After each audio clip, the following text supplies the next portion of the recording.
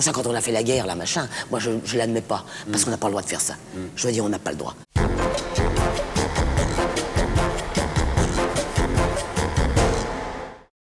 Alors, on va prendre les choses au début, Annie. On va faire une interview première fois, et on va voir toutes les premières fois de ta vie.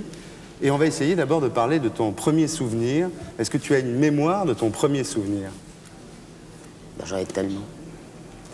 Il y en a un, moi, que je trouve assez beau dans ta vie, c'est que tu te mettais au lit avec ta mère, et... Enfin, tu vois ce que je veux dire? Ouais. Tu étais bien avec elle, puis le téléphone venait la déranger, il se passait quoi? C'est parce qu'on vivait, maman était... Donc mon père est mort et tout, et ma mère, à ce moment-là, fait des études de sage-femme. Et je me souviens que toujours, il faisait beaucoup de vent en Normandie. À tel point qu'il faisait tellement de vent que j'avais toujours peur de m'envoler. Je me rappelle, je m'accrochais aux arbres parce que j'ai dit, je vais m'envoler, je suis trop légère. Et je dormais avec maman.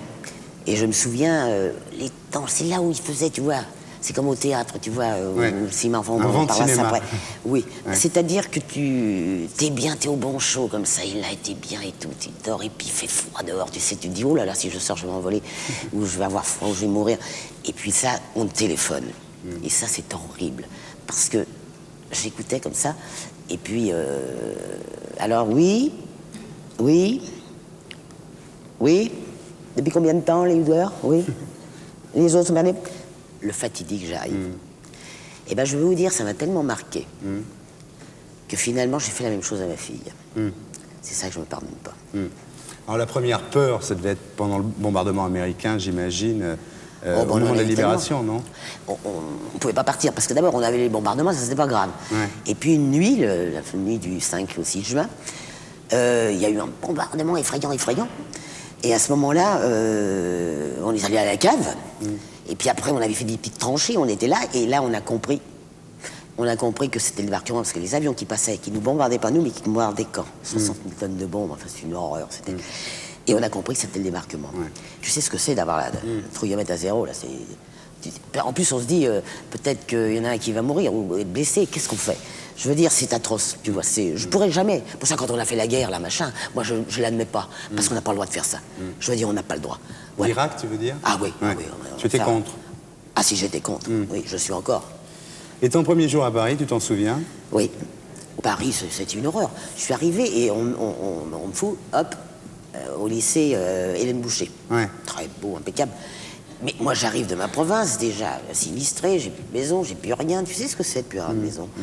Alors déjà qu'on est comme ça, et alors en plus, on est pas un radis. Et puis, on met là-dedans. Et j'arrive là-dedans, et alors, c'était comme ça. Alors, il fallait mettre tu sais, les petits trucs qu'on fait avec le crochet, des petits machins. Des bibis, quoi. Même pas un bibi, un petit truc comme ça. Et moi, j'en avais pas, et des gants. Et là, j'avais pas à chaque fois, il me comptait je sais pas combien de trucs et tout. À tel point qu'à un moment, j'ai été méchante. Là, voilà, peut-être que j'ai fait une mauvaise action. Si j'en avais ras le cul. Et j'étais dans les vestiaires, j'ai tout foutu, tous les mollets et les gants de toutes ces demoiselles, je les ai virés. Mais de toute façon, j'étais viré aussi. C'était bien parce que... Et ton premier boulot, c'était quoi? Alors, j'ai eu mon brevet, et à ce moment-là, j'ai quitté l'école.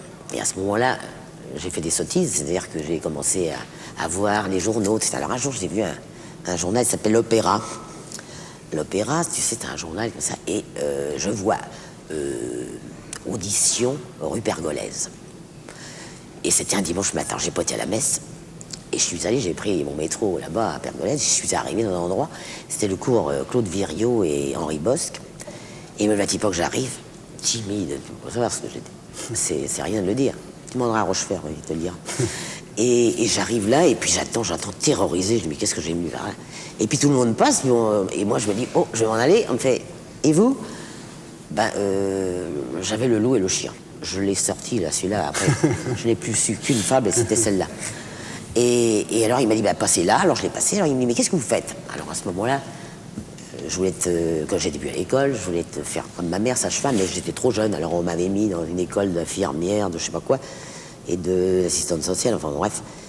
Et puis, je lui dis, je fais ça. Il me dit, vous ne serez jamais infirmière, vous serez comédienne. Oh, je me suis dit, c'est bien ça. Et c'est lui qui m'a appris, qui m'a dit d'abord qu'il y avait d'abord la comédie française, il y avait des classiques et tout, c'est comme ça que j'ai appris. J'ai pris des cours avec lui, puis après je suis rentré au centre d'art dramatique, puis après au conservatoire, puis après au français. Voilà. Et tu es sorti avec le premier prix de comédie du conservatoire? 2 premiers prix. Oui, 2 premiers prix. Ouais. En 54, hein? Ouais. Et pour être sûr de ne rien rater de Inarditube, abonnez-vous et mettez un pouce bleu.